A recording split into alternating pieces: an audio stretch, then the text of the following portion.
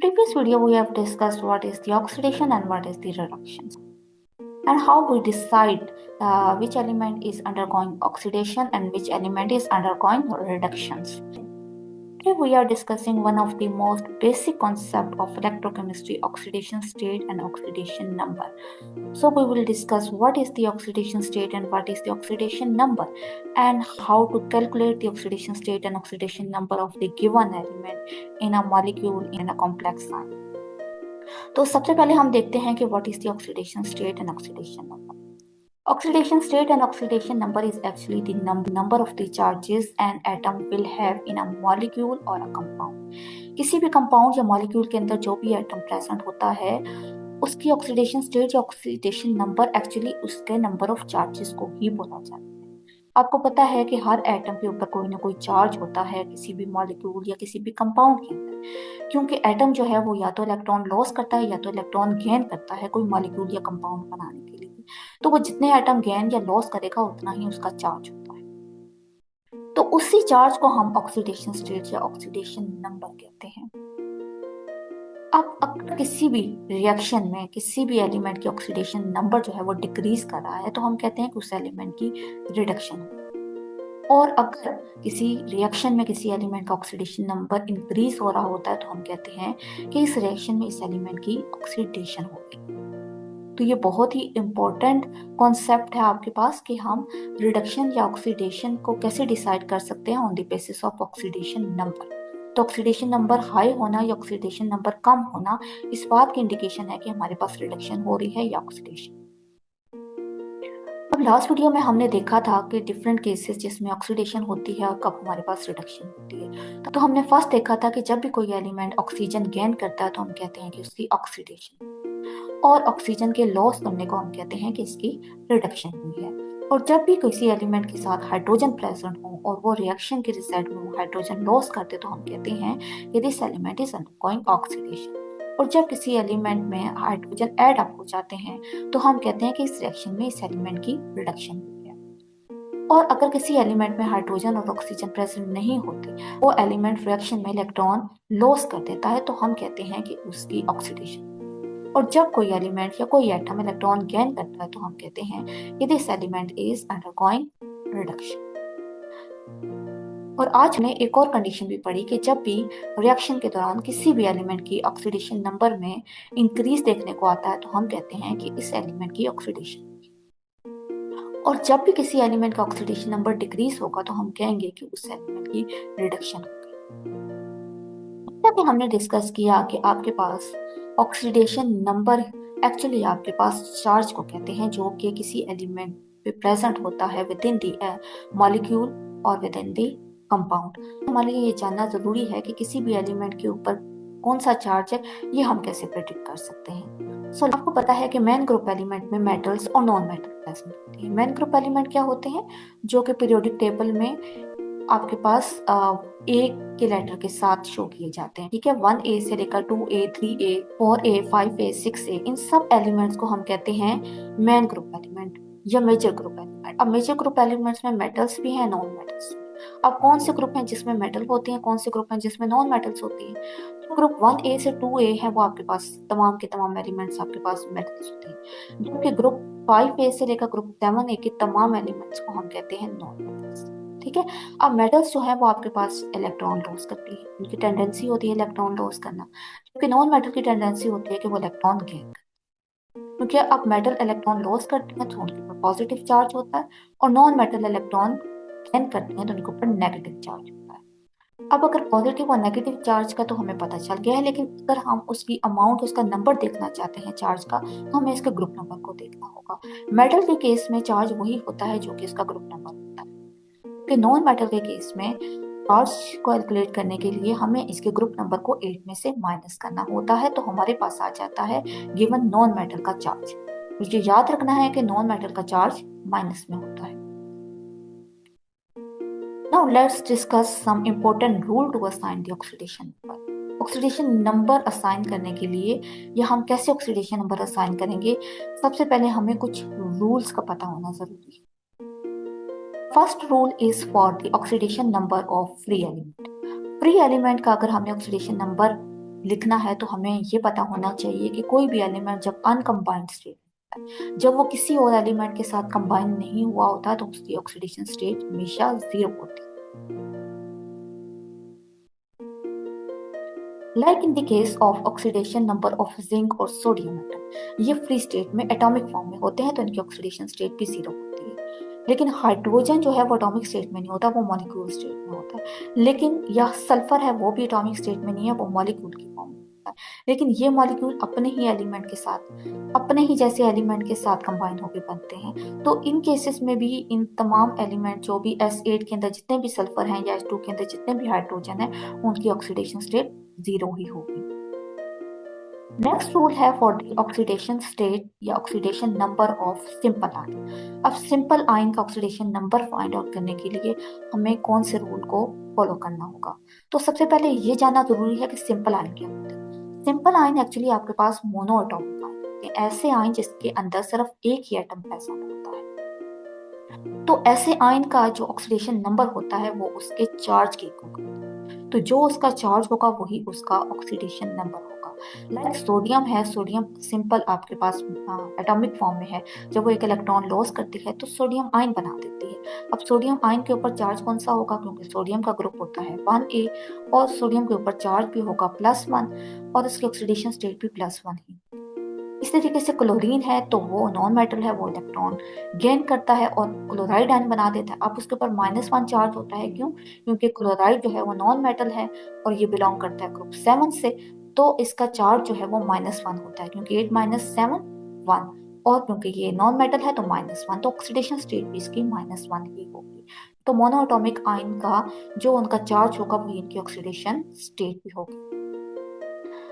Rule third है for the oxidation number of complex ion. तो third rule है oxidation number of complex ion के लिए। तो सबसे पहले ये जानना जरूरी है कि कॉम्प्लेक्स आयन क्या होता है। कॉम्प्लेक्स आयन कहते हैं पॉली एटॉमिक आयन को। पॉली एटॉमिक आयन जिसमें एक आयन के अंदर बहुत से एटम होते हैं। तो पॉली एटॉमिक आयन का जो ओवरऑल ऑक्सीडेशन स्टेट होगी वो आपके पास आएगी जब आप उसके तमाम एटम के ऑक्सीडेशन स्टेट को सम करेंगे। तो जो उसको सम करके उसकी ऑक्सीडेशन स्टेट आएगी वही उसका, वो एक्चुअली उसका चार्ज नंबर होगा जो उसके आयन के ऊपर प्रेजेंट होगा। तो दैट्स मीन जो ओवरऑल चार्ज होगा आयन के ऊपर वही उसकी ऑक्सीडेशन स्टेट। मैं आपको एग्जांपल देके समझाती हूँ। लाइक कार्बोनेट है, इसका ओवरऑल ऑक्सीडेशन चार्ज क्या है आपके पास? -2। ठीक है, तो यही इसका ओवरऑल ऑक्सीडेशन स्टेट। ठीक है, इसकी ओवरऑल ऑक्सीडेशन स्टेट -2 होगी। लेकिन ये -2 ऑक्सीडेशन स्टेट आने का मतलब ये है कि इसके अंदर जितने भी एटम हैं इन सब की अगर हम ऑक्सीडेशन स्टेट को सम करें, लाइक इसमें कार्बन 1 है, 3 ऑक्सीजन है, तो इन सब की ऑक्सीडेशन स्टेट को अगर हम सम करते हैं तो रिजल्टेंट हमारे पास -2 ही आना चाहिए। -2 क्या था? -2 इसके ऊपर ओवरऑल चार्ज था, तो यानी कि इसकी ओवरऑल ऑक्सीडेशन स्टेट भी -2 ही आनी चाहिए। तो अब हम इसको वेरीफाई करके भी देख सकते हैं। अब कार्बन का ऑक्सीडेशन नंबर होता है 4 और ऑक्सीजन का होता है 2, और 3 ऑक्सीजन है तो 3 को -2 से मल्टीप्लाई करेंगे तो हमारे पास 4 - 6 और रिजल्टेंट हमारे पास -2 आएगा। ठीक है, तो कहने का मतलब ये है कि रिजल्टेंट ऑक्सीडेशन स्टेट वही आनी चाहिए जो उसके ऊपर ओवरऑल चार्ज होगा।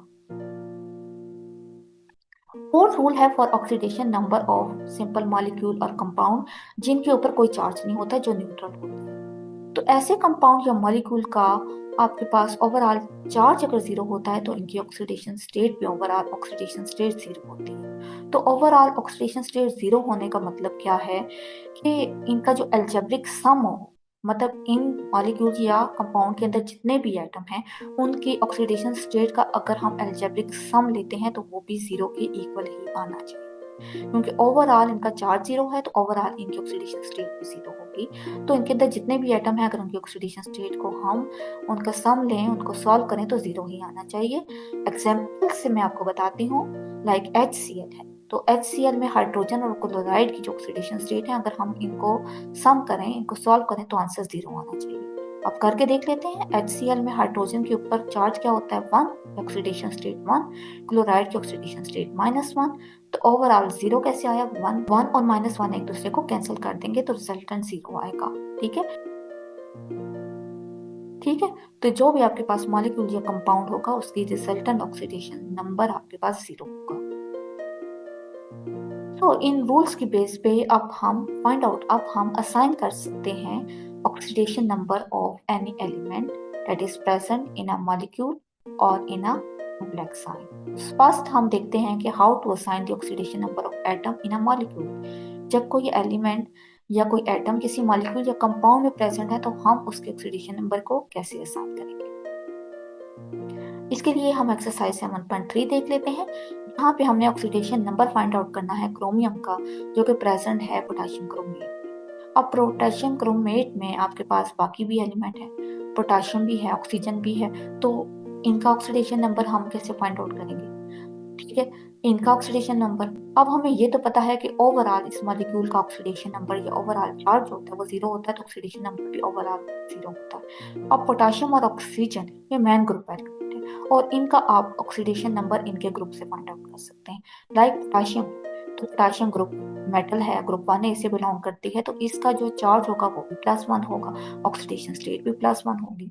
ऑक्सीजन भी मेन ग्रुप है, नॉन मेटल है और उसका जो ग्रुप है वो 6A होता है, तो इसका चार्ज जो है वो 8 - 6 2, और नॉन मेटल है तो -2, और ऑक्सीडेशन नंबर भी इसका -2 होगा। तो डेट्स मीन कि हम पोटेशियम और ऑक्सीजन का तो चार्ज या ऑक्सीडेशन नंबर जो है वो हम उनके बेस पे, चार्ज के बेस पे फाइंड आउट कर सकते हैं, लेकिन मेटल, ठीक है। तो क्रोमियम का ऑक्सीडेशन नंबर हम कैसे फाइंड आउट करेंगे। इसके लिए हमें ये देखना होगा कि ओवरऑल जो मॉलिक्यूल का ऑक्सीडेशन नंबर है वो 0 है, और इसके अंदर हमें ऑक्सीजन का भी पता है, पोटेशियम का भी पता है, तो एक्स को हम एक्सपोर्ट करके, ठीक है, एक्स की वैल्यू हम एक्सपोर्ट करके हम इसका ऑक्सीडेशन नंबर फाइंड आउट कर सकते हैं। कैसे, हम एक्स की वैल्यू सिंपली निकाल लेंगे, ठीक है।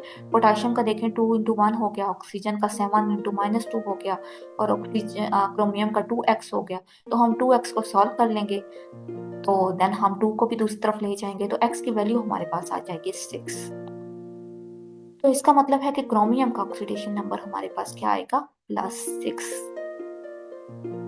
Find the oxidation state of the boron in boric acid. तो बोरिक एसिड आपके पास एक मॉलिक्यूल है, तो ओवरऑल मॉलिक्यूल का ऑक्सीडेशन नंबर, ऑक्सीडेशन स्टेट तो 0 होगी, लेकिन इसके अंदर आपने बोरॉन की फाइंड आउट करनी है। ऑक्सीजन और हाइड्रोजन का आप उसके ग्रुप की बेस पे भी फाइंड आउट कर सकते हैं, और आपको वैसे भी अब आइडिया है कि हाइड्रोजन और ऑक्सीजन का ऑक्सीडेशन नंबर क्या होता है। तो ओवरऑल बोरिक एसिड का 0 होगा, हाइड्रोजन 1A से बिलोंग करती है तो उसके ऊपर charge +1, oxidation state +1, oxygen non metal है ऑफ ग्रुप 6A की, तो इसके ऊपर जो चार्ज होगा वो -2 होता है। तो अब ये इंफॉर्मेशन हमें पता है, इन इंफॉर्मेशन की बेस पे हम बोरॉन का ऑक्सीडेशन नंबर निकाल सकते हैं। कैसे कैसे हम बोरॉन का ऑक्सीडेशन नंबर निकाल सकते हैं। इसके लिए हमें H3BO3 के का ओवरऑल ऑक्सीडेशन नंबर 0 होता है, तो हम इसमें हाइड्रोजन और ऑक्सीजन का ऑक्सीडेशन नंबर पुट करेंगे, एक्स बी की वैल्यू या बोरॉन की वैल्यू एक्स पुट कर लेंगे, और एक्स की वैल्यू को अगर हम सॉल्व करेंगे तो हमारे पास आंसर आता है 3। तो इसका मतलब है कि ऑक्सीडेशन स्टेट या oxidation number of boron in H3BO3 या बोरिक एसिड में होती है +3 ऑक्सीडेशन स्टेट में होता है, ठीक है। नेक्स्ट है हमारे पास how to assign the oxidation number of atom in complex ion. अब हमने कॉम्प्लेक्स आयन के अंदर अगर कोई एटम गिवन है तो उसका ऑक्सीडेशन नंबर हम कैसे फाइंड आउट कर सकते हैं। Let's take the exercise question 7.5 में find the oxidation state of carbon in carbonate ion. तो कार्बोनेट आयन में ओवरऑल चार्ज है -2, तो ओवरऑल ऑक्सीडेशन स्टेट भी होगी -2, ठीक है। तो इसके अंदर हमें कार्बन का तो नहीं पता, लेकिन ऑक्सीजन का पता है कि नॉन मेटल है 6A से, तो इसका चार्ज क्या होगा -2, और आपके पास ऑक्सीडेशन स्टेट भी -2 होगी। तो इन इंफॉर्मेशन की बेस पे हम कार्बन की ऑक्सीडेशन नंबर या ऑक्सीडेशन स्टेट फाइंड आउट कर सकते हैं। कैसे कि हमें कार्बोनेट का ओवरऑल पता है -2, इसमें ऑक्सीजन का भी पता है, तो अगर हम ऑक्सीजन का ऑक्सीडेशन नंबर पुट करते हैं और कार्बन की वैल्यू एक्स पुट कर लेते हैं, तो इसको हम सॉल्व करेंगे तो हमारे पास इजिली एक्स की वैल्यू आ जाएगी 4। So that's mean oxidation state of carbon in carbonate is +4. So in rule की बेस पे हम किसी भी एलिमेंट की ऑक्सीडेशन स्टेट या ऑक्सीडेशन नंबर को फाइंड आउट कर सकते हैं। आइदर वो एलिमेंट फ्री स्टेट में है वो आपके पास सिंपल आयन की फॉर्म में है, वो आपके पास कॉम्प्लेक्स आयन के अंदर वो एलिमेंट प्रेजेंट है, या वो एलिमेंट किसी मॉलिक्यूल के अंदर प्रेजेंट है। तो इन 4 केसेस में एलिमेंट जिस केस में भी है, जिस फॉर्म में भी ये एलिमेंट प्रेजेंट है, हम उस फॉर्म में उस एलिमेंट की ऑक्सीडेशन नंबर या ऑक्सीडेशन स्टेट को फाइंड आउट कर सकते हैं। ऑक्सीडेशन नंबर या ऑक्सीडेशन स्टेट हमें बताएगा कि उस एलिमेंट की ऑक्सीडेशन हो रही है या उस एलिमेंट की रिडक्शन हो रही है in a given chemical equation या given chemical reaction। Thanks for watching our video. अगर हमारी वीडियो आपके लिए हेल्पफुल रही है तो इसे लाइक, कमेंट और शेयर करना मत भूलिएगा। And for our upcoming videos, don't forget to subscribe our channel and press the bell icon.